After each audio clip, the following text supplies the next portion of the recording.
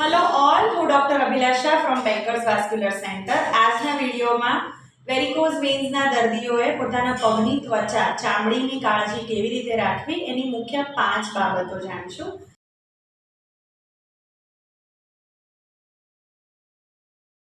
ચામડીની કાળજી રાખવી જરૂરી છે વેરિકોઝ વેન્સના દર્દીઓને, કારણ કે વેરિકોઝ વેન્સના દર્દીઓમાં ચામડીના સિમ્પટમ્સમાં મોટાભાગના આવા સિમ્પટમ્સ જોવા મળે છે. તમારી ચામડી કોરી પડે છે, કાળી પડે છે, એના પર ખંજવાળ આવે છે.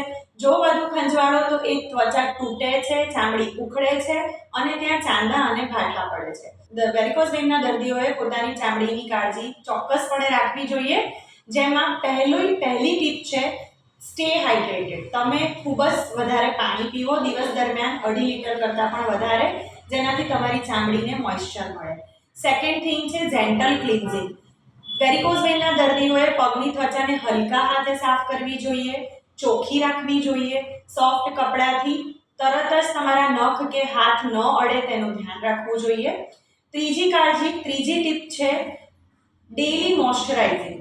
વેરિકોઝ વેનના દર્દીઓને પગમાં ઓક્સિજન વગરનું લોહી ભરાતું હોવાથી પગની ચામડીને પૂરતો ઓક્સિજન નથી મળતો અને આવા દર્દીઓની ચામડી વધારે પડતી ડ્રાય રહે છે.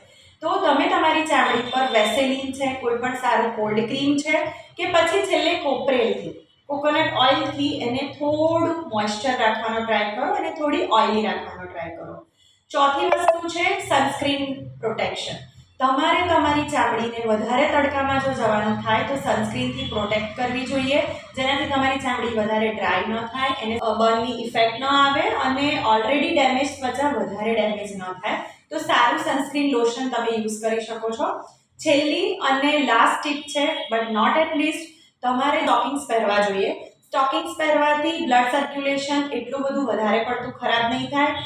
પ્રેશર મળશે નળીઓને અને એ પ્રેશરથી તમારું ડીઓક્સિજનેટેડ બ્લડ તમારા પગમાં ભરાશે નહીં, નળીઓનું બ્લડ ફરતું રહેશે અને એનું ઇફેક્ટ વધારે પડતી ચામડી ઉપર નહીં આવે.